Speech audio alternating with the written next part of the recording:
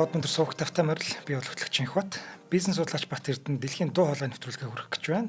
Өнөөдрийн дугаарыг энгийн бөгөөд төгс ураатай Хадалаба болон ногоон ирээдүйг хөгжүүлэх ураатай MMS компани бий итгэж байна. Нэвтрүүлэг та бүхэн YouTube-ийн Хот өндөр сугаар болон NTV телевизээр мөн 83.3 107 төлөвний Одмонд радиогоор хүрч байгаа. За өдрийн мэнд батайхаа. Өдрийн мэнд. 175 жил дампуураагүй компани гэдэг чинь овол ариун түүхтэй бөгөөд их тууштай хариуцлагатай компани ах шиг байна тий. Энэ Siemens бол яг бус компаниас ялгагдаж байгаа нь яг энэ. Гэхдээ энэ дээр бол Siemens-ийг гэхээс илүүтэйгээр би энэ оршин тогтнол нь ганцхан компани хувь хүн улс орн гэдэг утгаар нь Дарвины хамгийн хүчтэй нь биш, хамгийн ухаантай нь биш.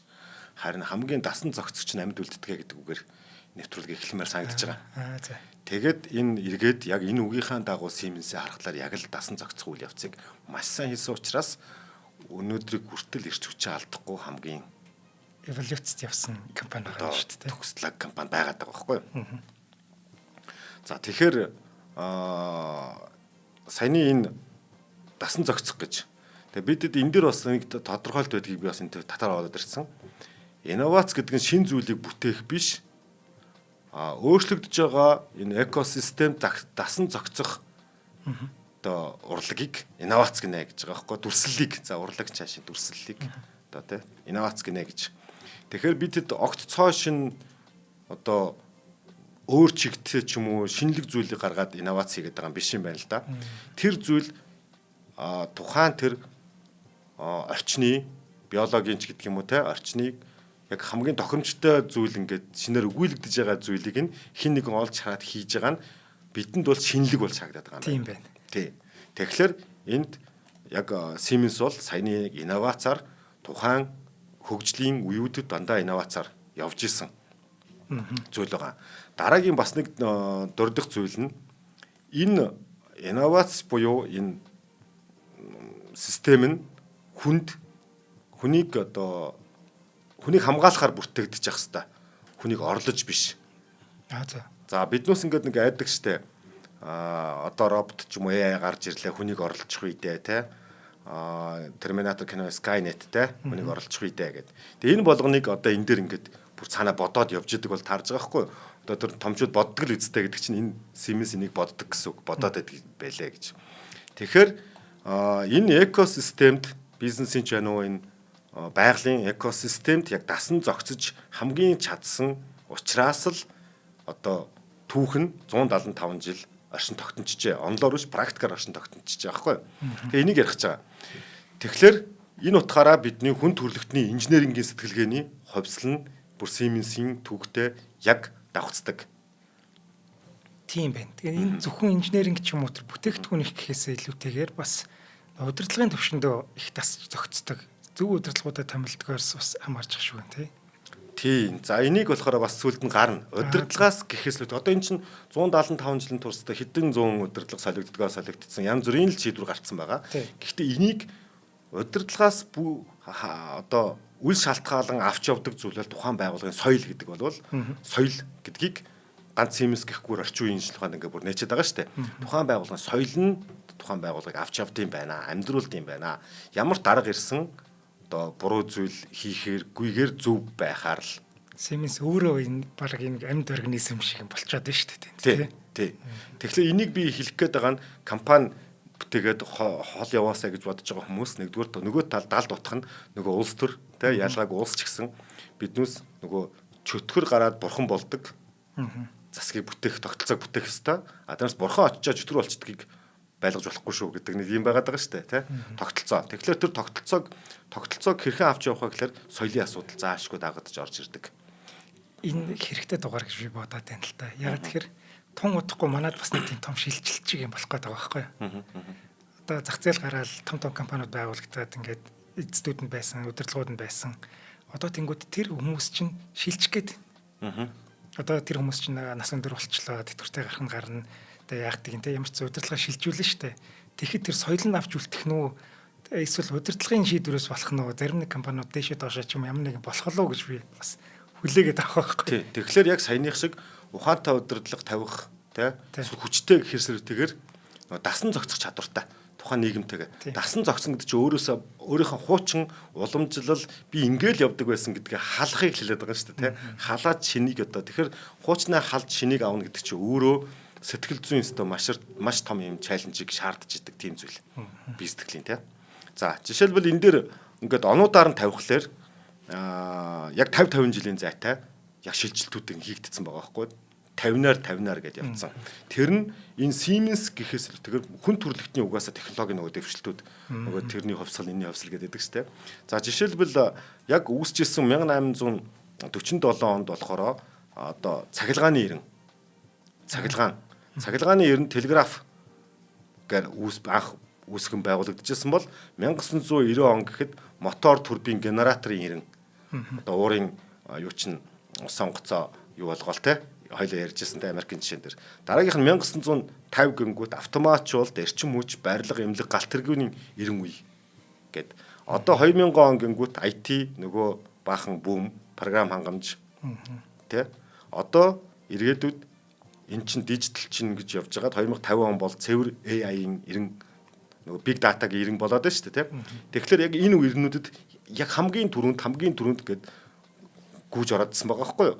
Тэгэхээр том компаниуд нэг муу зуршлага нөгөө хит том болцохоор шилжит хөдөлгөөн төр нөгөө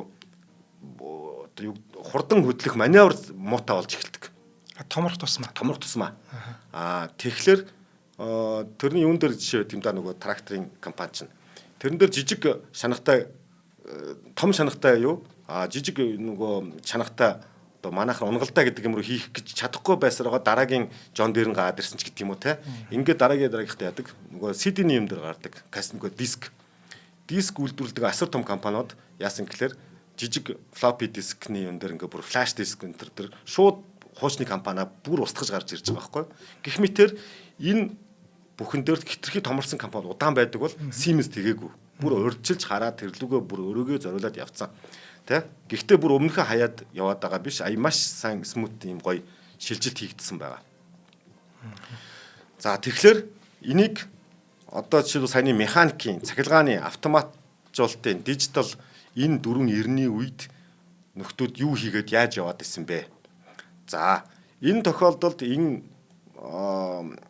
одоо инженерчлэл гэхээс илүүтэйгээр саяны технологийн компани байж шүү дээ. Энэ чинь технологийн компанид хүн ер нь яаж технологийн компанид амжилттай байдаг вэ? Тухайн технологийн аюулгүй найдвартай бидний одоо хүсэж байгаа зүйлийг биелүүлж чадах бүр үнэхээр тэнд найдаж болдог. Альва одоо төхөөрөмжид. Тэхийн тулд тэн дотор нөгөө биднээсийн байнга бас компаниуд ярьдаг. Итгэл. Тэгээ найдвартай гэдэг итгэл хэрэгтэй. За энэ ганцхан итгэлтэй тэгээд нэг сайн инженертэй гэхээс үүтэйгээр яг ийм том конгломератуудын хувьд яадаг вэ гэхлээр нөгөө оршин тогтнох одоо итгэлийг яаж олж аваад байгаа юм гэхлээр хэрэглэгчийн бааз суурь сайтай байх хэвээр. Хэрэглэгчийн бааз суурь сайтай байхын тулд энэ 175 жилийн туршид нөгөө сайн ч вэ муу ч вэ гэдэг шиг ёстой жижигчүүдийг залгих майлгахтай одоо 1940 онд нацистуудад яаж үйлчлэх тэр хорих лагерын энүүдийг хүртэл эднийх хийж өгчсэн гэдэг муу жишээ зөндөө байгаа. Гэхдээ би энийг яагаад дурдчихвээ муу жишээ ярих гэж байгаа биш. Альва зүйл нөгөө сайнтай муутай. Гэхдээ сайн муу хэн ялгаад байгаа юм гэхлээр сүүлийн 3 дахь 4 дахь юм дээр энэ өмнөх туулсан бүх зүйлээ арталтаа шингээгээд яваад байгаа шүү бас. Нэг захирал орж ирээд хуучнаа халчаад байдаг юм биш юм байна. Уламжлалаа авч үлддэг, суралцдаг. За энэ утгаараа бүр 1880-аас 1990 оны хооронд одоо Siemens Европын 14 улсад салбараа байгуулж байгаа. Тэгэхээр одоо Францад нэг юм хэрэгцээ байлаа. Тэр нь Англид, Оросд ялангуяа те ингээд юу хэрэгтэй байгааг маш сайн одоо нөгөө юу гэдэг лээ сенсор юу мэдрэгчүүдэд тавиад зах зээлийн мэдрэгчүүдэд тавьжиж тэгээд заар ашиг те хаана аль салбар дээр юу болж байгааг ингээд маш сайн мэдрэх нь маш түргэн мэдрэх нь тухайн инженерчлэлд шийдэх нөгөө асуудлаа шийдэх биднээс ирээдүйд ямар юутай тулгарх гэж байгааг мэдэх нь нөгөө өрсөлдөөнд маш сайн давуу тал болчихж байгаа юм байна тий. Тэгээ энэ утгаараа болохоор бүр тухайн үед ч юм уу дараагийн юмнуудаар Siemens-ийг яаж исэн гэхээр далд инженерингийн далд улс гэдэг байсан. Инженерингийн далд улс. Одоо ч манайх тийм байгаа. Сая ингээд бас гадаа ингээд ярьж байхад ингэж юм л да. Siemens гингүүт гар утас гэдэг хүний талхан шууд орж ирж байгаа байхгүй юу. Гэтэл бидний одоо амьдралд байгаа маш олон юмны тэр автоматжуулалт те энэтрэг бүх төхөөрөмжүүдийн голд Siemens байгаа байхгүй юу? Тийм. Тэгэхээр тэрийг бас ярих гэж байна. Тэгэхээр эднээс юу гарч байгаа биднээс мэддэхгүйгээр далддаа Siemens бол ингээ бүр ингээ далд улс гэдэг нь энийг хэлээд байгаа. Яг нэг биднэрт мэддэж байгаа л гар утсан юм байна. Олонд мэддэж байгаа юм тий. Цөөнхт мэддэж байгаа нөгөө нэг яг нарийн шир юм төхөөрөмжүүд нь байна тийм ээ. Тийм байна. Тийм. Тэгэхээр бидэнд бол аль хэзээ бид Siemens-ийг ямар нэгэн байдлаар хэрэглээд л байгаа гэдэг. За ингээд энэ 175 настай хүн байлаа гэж бодъё. Тэгвэл бид тэдээс харьцангуй нөгөө ингээд амьдралын туршлагатай за ястаа хүмүүс ингэж болдгүй шүү. Одоохондоо юм байгаа ч наад чинь одоо байгальдаж байгаа ортой юм аа. Бити бас санхүүг ашигын төлөө хит явмаа гэдэг иймэрхүү нэг үгэн суужнаа гэж бодъё л төсөөлөе те. Тэгэхээр яг энэ өвгний одоо 175-тай өвгөн гэж бодох юм бол энэ өвгөнд юу байж болох вэ гэхээр ердөөсөө тэр зарчим өөрийн гэсэн философи байж иж нөгөө өвгөн дэгдээдгүй тахгүй болж таарж байгаа байхгүй. Тий. Энийг болохоор ownership culture гэж байгаа. Тэрийг тэнд ажиллаж байгаа хүн болгон, инженер болгон, заавал захирал эзэн мөнгөний эзэн гэхгүйгээр энэ болгон тэр соёлд эзний байдлаар хандж энэ компани үтээд амьд явжээ. Тэрээс анхны үүсгэн байгуулагч яах юм те.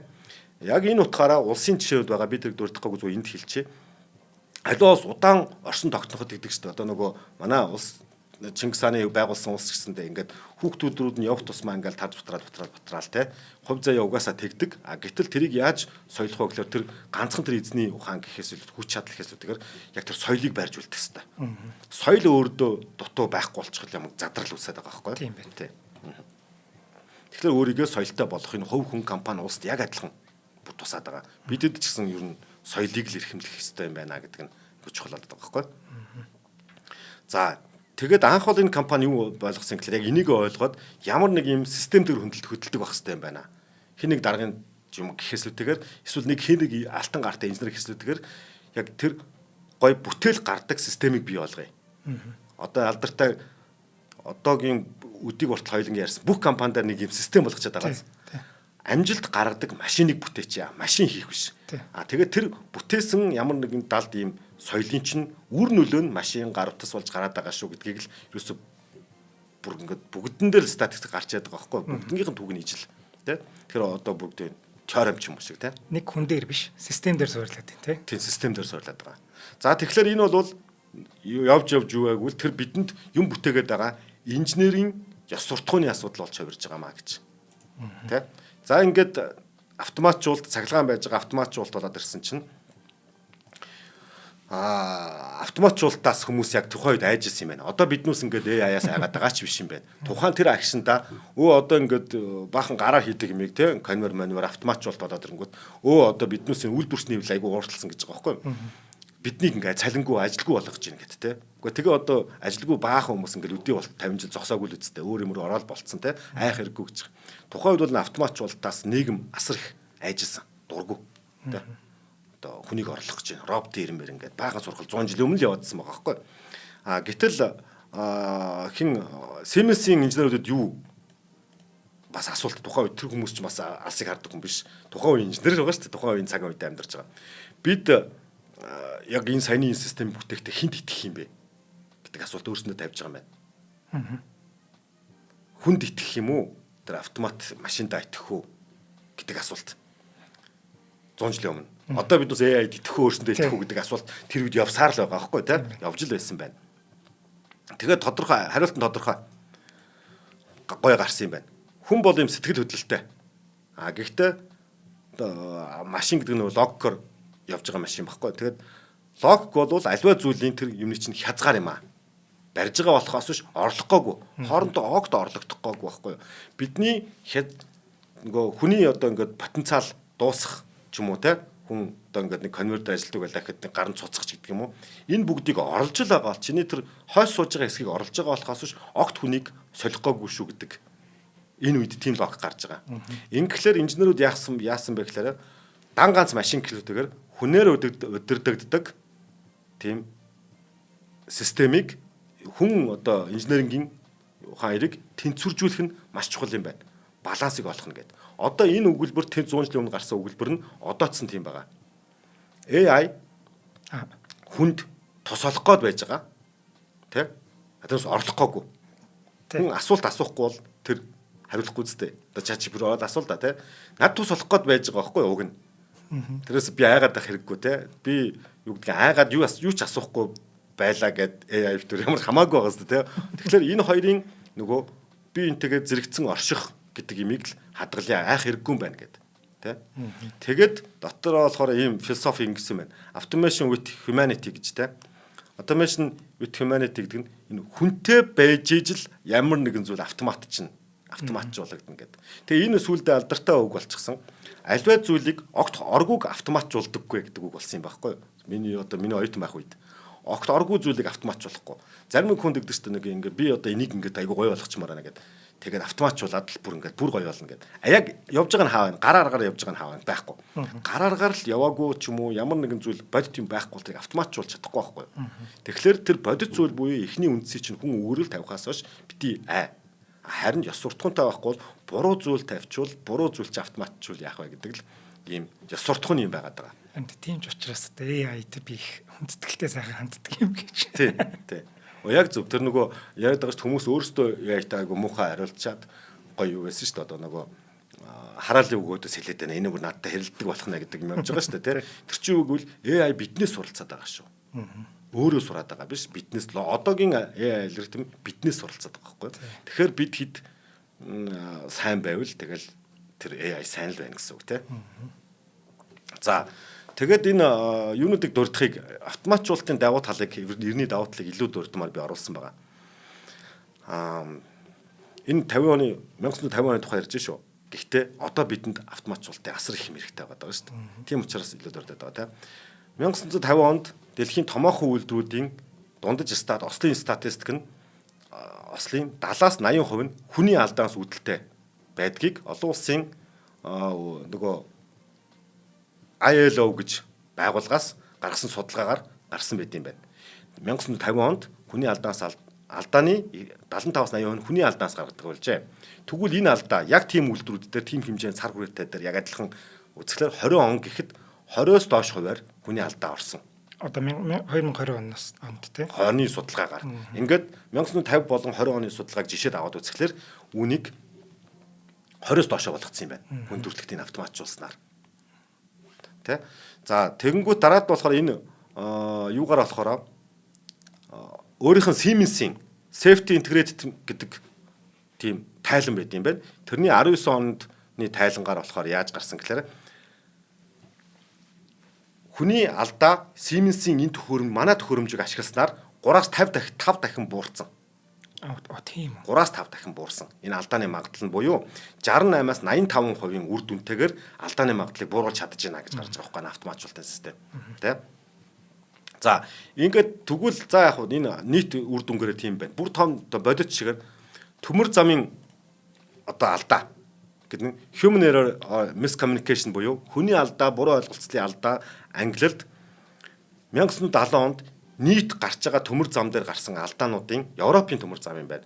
Европын холбооны төмөр замын алдаагаар 94% нь хүний алдаа болон хоорондын буруу ойлголцлоос болсон алдаанаас гарсан юм байна.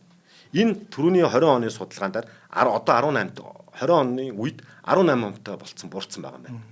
Энийг ямар систем хяндаг вэ гэхлээр Siemens Mobility-гийн ETCS гэдэг системээр ийм болгосон. За энийг болохоор жирийн зорчиж яваа, дотор нь зорчиж яваа бидэд бол цаана нь Siemens-ийн ийм систем ажиллаж байгааг огт мэдэхгүй явж байгаа. Одоо бидний энэ иргэн тойрон Монголд бас ямар систем Siemens-ийн ажиллаж байгааг нь бөөмэд нэвтрүүлгийн хэлсэн далд бант тулс гэдэг нь энийг хэлээд байгаа. Тийм. За хоёул ивент итгэжээ танилцуулъя. За тэгээ. За өнөөдрийн дугаарыг энгийн бөгөөд төгс ураатай Hada Labo ивент итгэж байна. За Rota компани Hada Labo чигшүүлэх арьс арчилгааны бүтээгдэхүүн. За арьсанд чигшил өгөх гол үүрэг бүхий 4 төрлийн гиалуроны хүчил агуулсан. За ийм бүтээгдэхүүн байх нь байна. За энэ нь арьсны өнгөн хэсэг болон арьсны эпидерм давхархын гүнд хүртэл хүрч чигшлийг өгдөг юм байна. За энэ ямар 4 төрлийн гиалуроны хүчил байна вэ гэхээр энгийн гиалуроны хүчил, супер гиалурон, за нано, за мөн эсэлдүүлсэн гэдэг 4 төрөл байгаа. За энгийн болон супер гиалуроны хүчил хоёр нь арьсны өнгөн хэсэг чигшил өгөөд арьсыг усчуулж өгдөг юм байна. За харин нано гэдэг нь нано хүчил нь арсны эпидерм давхархын гүнт хүртэл чигшлийг өгдөг. За эсэлдүүлсэн галероны хүчил гэж сүүлд нэмэгдсэн энэ хүчил нь арсны гүнт нэвтрэхээс гадна авсан чигшил алдагдаж ууршихаас сэргийлээд сэргийлж өгөх ийм давхар үүрэгтэй юм гинэ.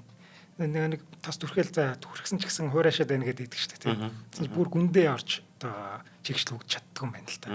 Тэнгүүд манай энэ хадалаа боон чигшүүлэх энэ бүтээгдэхүүн бүр яг тэр хамгийн гүнд нь очиж чигшлээ өгöd тэгээ тэрийг ингээ барьчтай гинэ.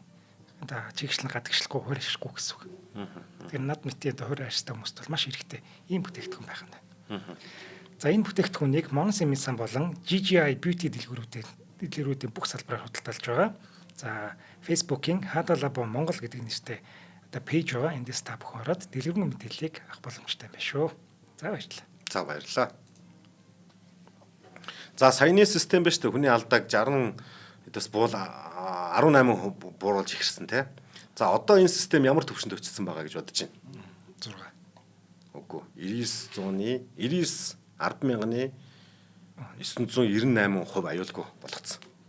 Тэг 10,000-ны, тэг 100,000-ны. Энэ нь Европын холбооны төмөр замын аюулгүй байдлын агентийн бүр өөрийнх нь гаргасан югаар 50 сая километрт нэг л төмөр замын осол гарахаар магадлалтай болгосон гэж байгаа байхгүй. Цаана нь ямар их эд хөрөнгө амнаас тий одоо үйл ажиллагааг хамгаалж байгаа нь нөгөө супер байгаас тий. За дараагийнх нь эрчим хүчин дээр ороогүй салбар байхгүй. 1980-ад оны үеэр дулааны цахилгаан станцуудад гарах доголдлын 60% нь хүний алдаанаас болдог байсан. 60%. Тэгвэл Siemens-ийн SPPA T3000 гэдэг дижитал хяналтын систем нэвтрүүлснээр энэ тохиолдлыг 70% буруулсан юм байна.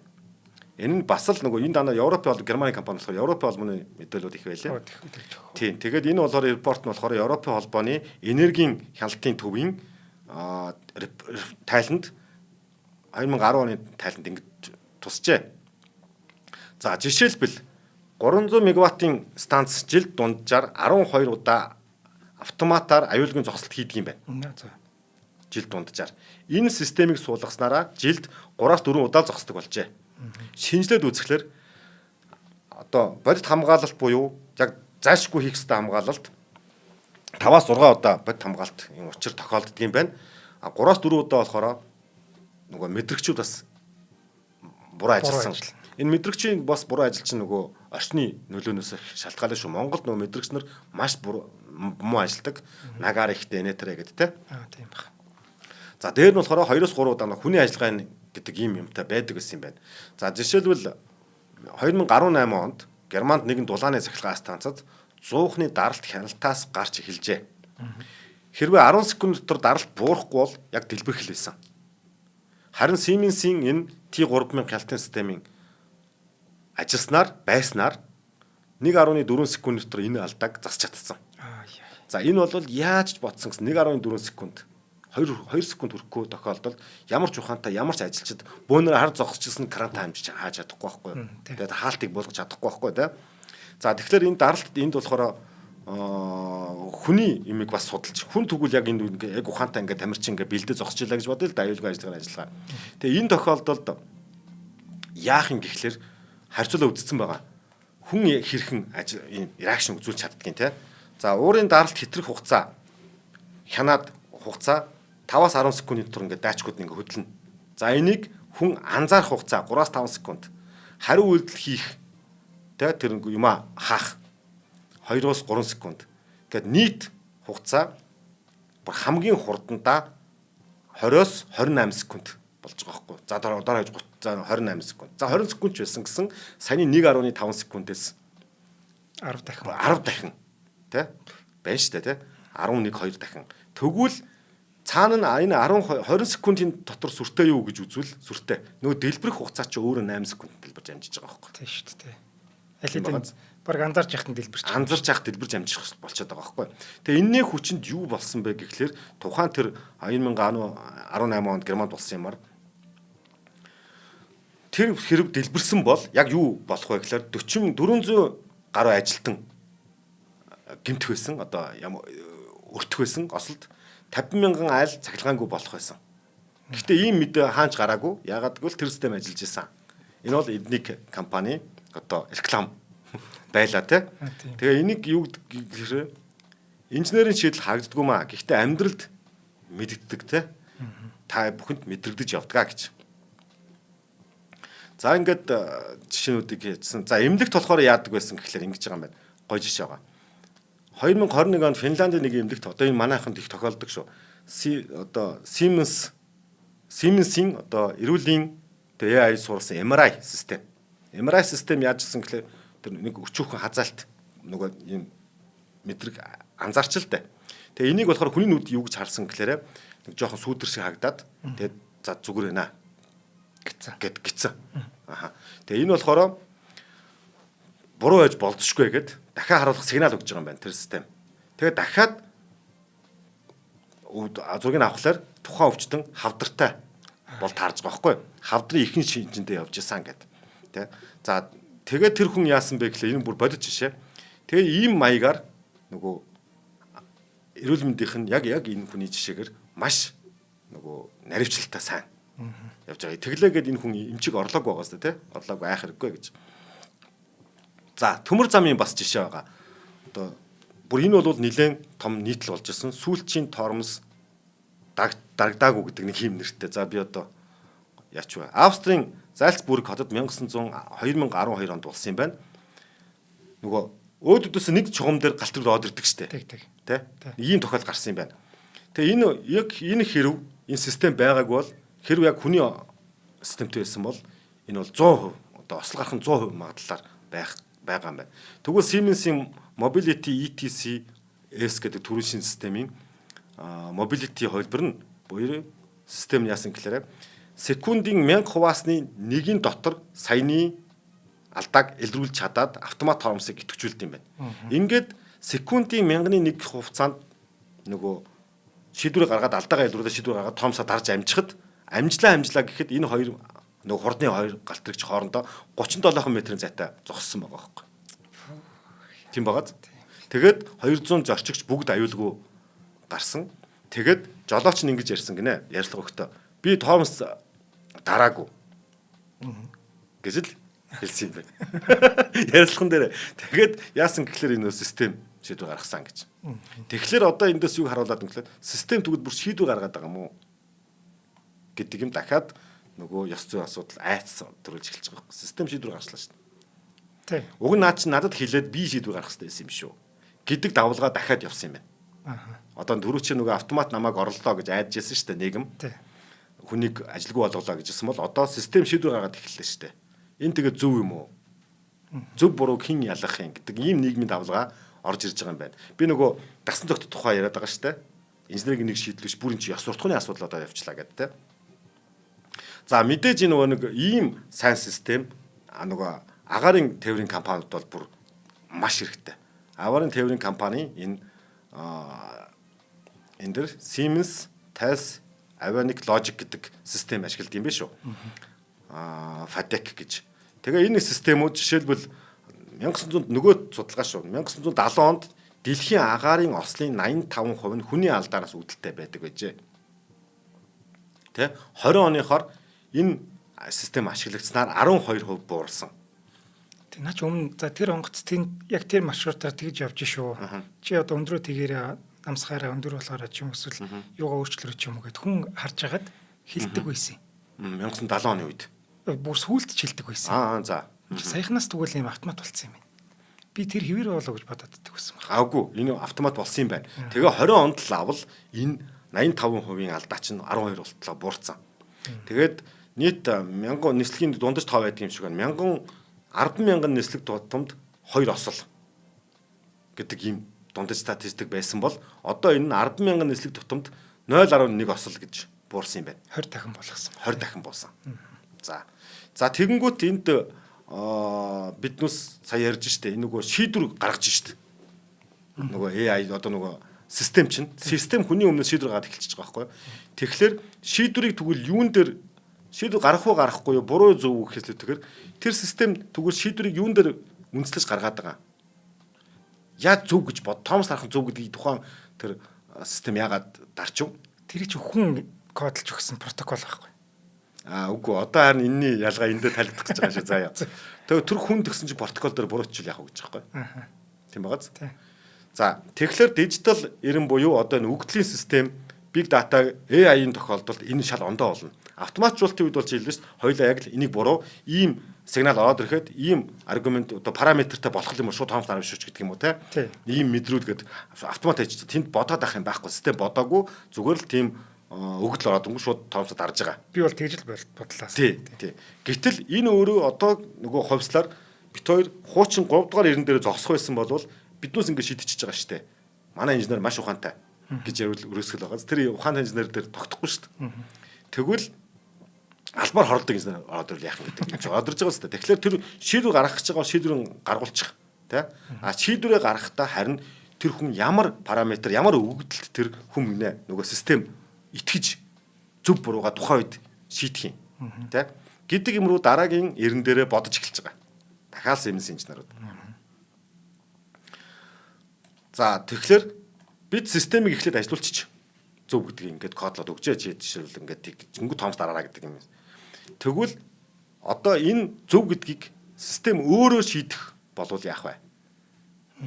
Гэдэг асуултанд хариулж эхэлсэн. За энийг хийсэн юм болохоор 2010 онд Siemens Digital Twin буюу одоо ихэр систем гэдгийг анх танилцуулсан юм дэлхийд. Ихэр систем яадаг вэ гэхлээр нэг системний бодит байдалд ажиллаж байгаа. Нөгөөх нь симуляц хийдэг. Гэхдээ бодит байдлын цаг хугацаанаас энэ симуляц нь хэдэн сая дахин бага хугацаанд хурдлуулж үздэг. Олон опшнгоор. Тэ симуляц гэж яриад байдаг шүү дээ. Симуляцт бодит амьдралд болох бүх боломжуудыг симуляцлж үзээд хамгийн зөвийг олоод шийдвэр гаргадаг. Ийм систем танилцуулсан юм байна. За жишээлбэл хэрвээ турбин 2000 градусаас дээш халж эхэлбэл дижитал нөгөө ихэр систем яах вэ гэхээр 5 секундын өмнө тэр 2000 тохиолдолоос цаашаа яахыг бүгдийг ингээд тооцоод үзчих, урьдчилан тооцоод үзчихдэг гэсэн үг. Тэгээд нэгийг нь сонгоод шийдвэр өөрөө гаргана. Тэгээс хүнийг нөгөө мэдээлэл өгчөөд дэлбэрэх гэхээр нөгөө хүн заагаа зогсох гэхлээр дахиад нөгөө 1.5 системтэйг огтлцоод нөгөө зөрчилдөөд амжихгүй байгаа, дахиад амжихгүй байгаа даа шүү дээ. Тэгэхээр систем өөрөө шийдвэр гаргачих гаа гэж. За тэгэхээр энэ дээр болохоор энэ юмны хооронд одоо эдийн засгийн юмд болохоор энэ системийг туршаа үзсэн чинь үнэхээр хүнд мэдээлэлд систем автоматжуулсан систем байгаа шүү. Тэгээ мэдээлэлд хүн зааг реакшн үзүүлдэг байснаас 70 дахин үр ашиг нь сайжирсан. Буюу одоо бодит хохирол байх ёстой зардал симуляцуудыг энэ симуляц систем гарч ирснээрээ 30-аас 50% бууруулж чадсан зардлыг. Ингээ эдийн засгийн өгөөжтэй байхлаар энэ системийг нөгөө хүмүүс авахгүй яах юм гэж байхгүй тий. Тэгвэл энэ системийг зөв бурууг яах юм гэхээр одоо дараагийн логик орж ирж байгаа.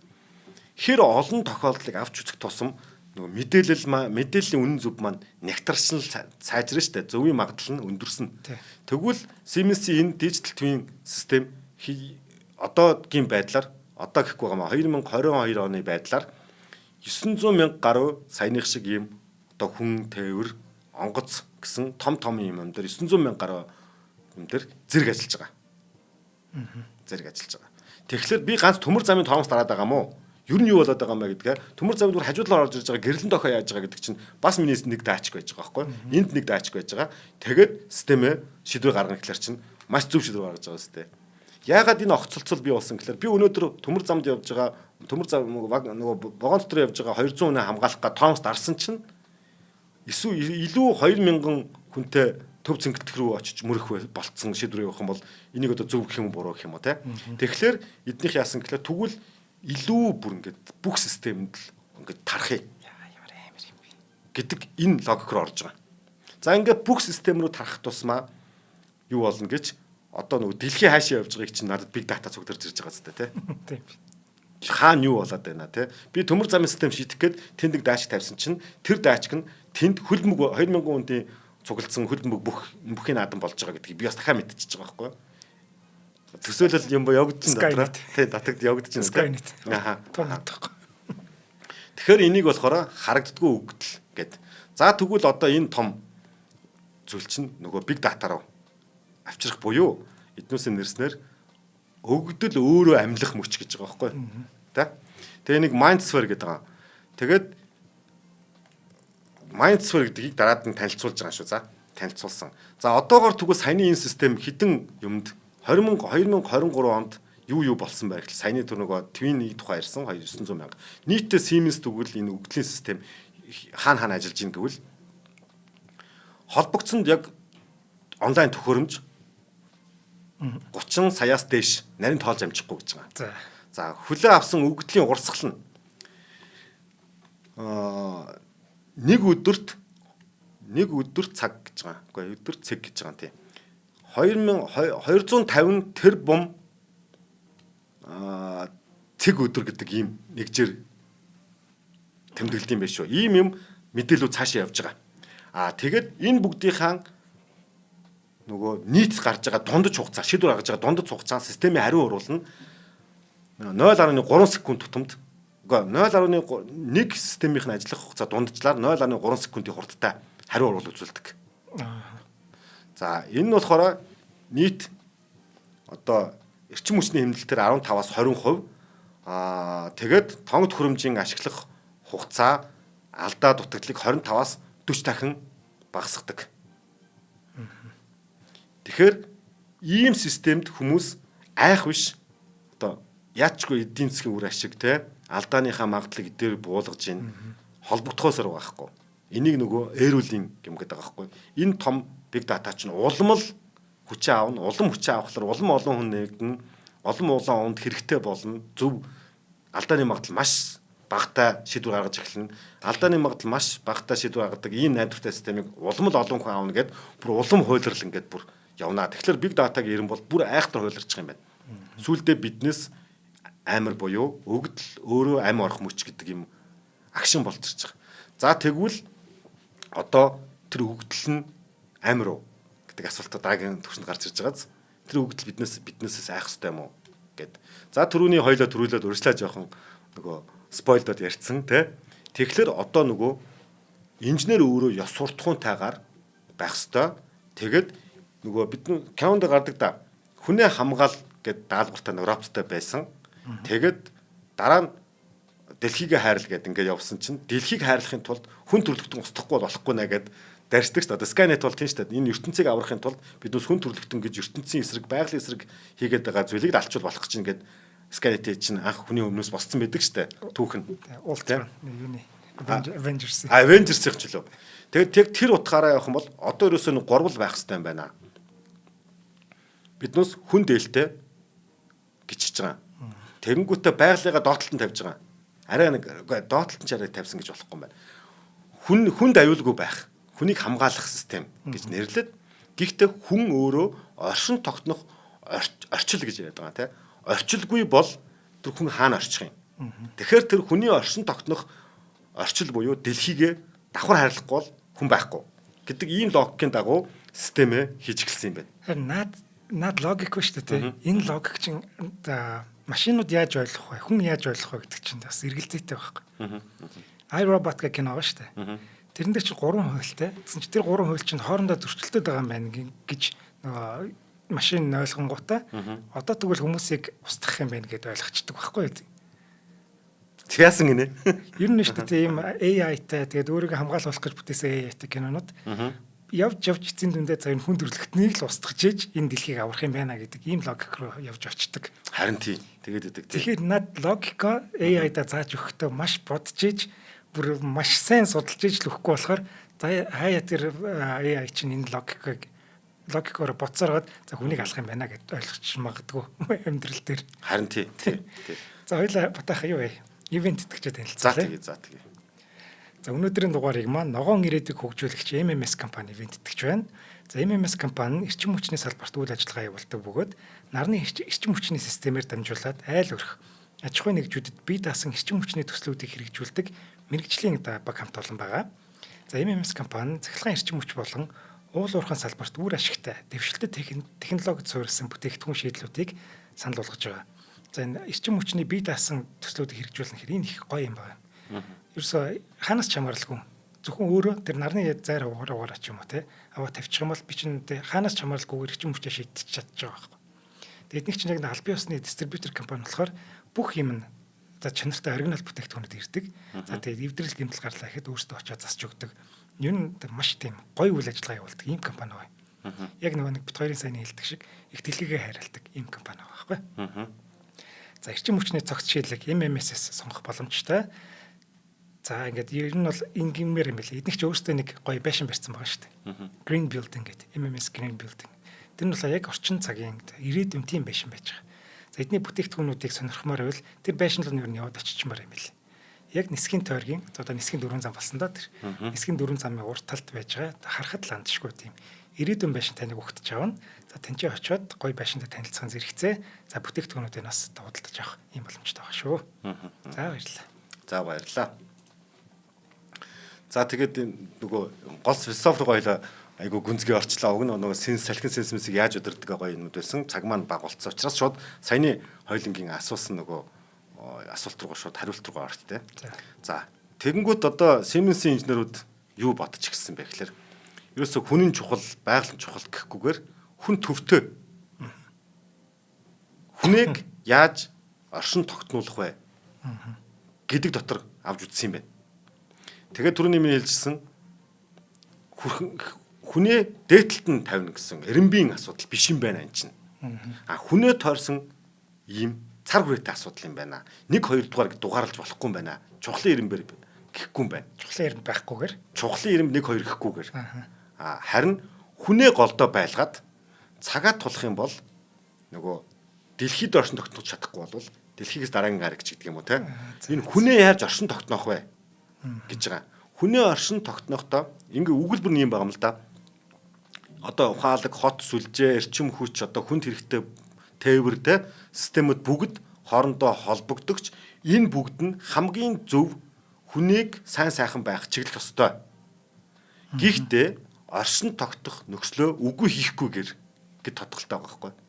Тэгэхээр оршин тогтох нөхцөл нь ганцхан дэлхийн мөн үү биш үү гэдэг асуулт гээд ингээд цаашаа өөрөө явж байгаа. Би тэр нөгөө хүмүүсийн маргааныг ярих гаагүй. Гэхдээ хүнээ яаж голд нь оруулах вэ?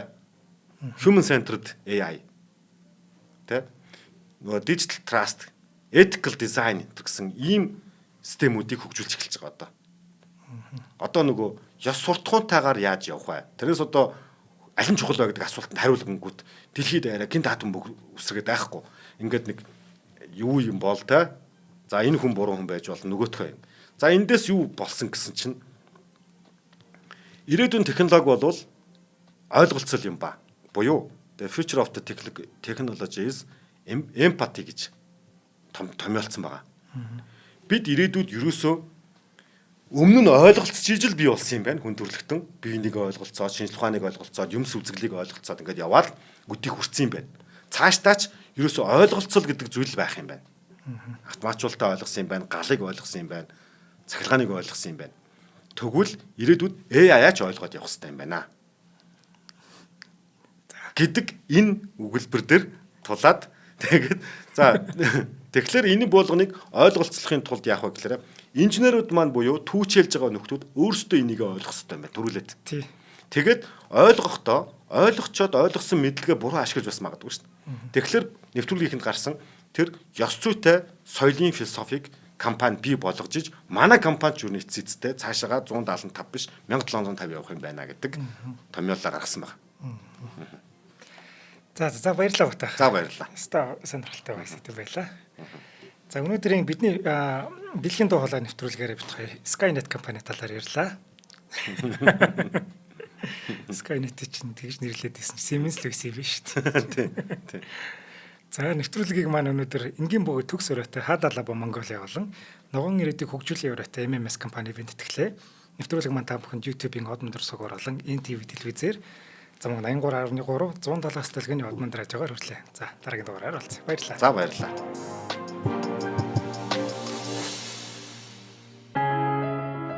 Нэвтрүүлгийг хүлээн авсан Нарны аймгийн монголчуудтай баярлалаа. Одмондэр сувг нь энэ мэтчлэн таны мэдхүйн мянган нэвтрүүлгийг 2026 оны 7 сарын 1 хүртэл та бүхэндээ хүргэх юм. Их хэлээрээ шинжлэх ухаан танин мэдхүйг түгээх нь үлсэд нэгтгэх хүсвэл та бидэнд хандив өгөх боломжтой.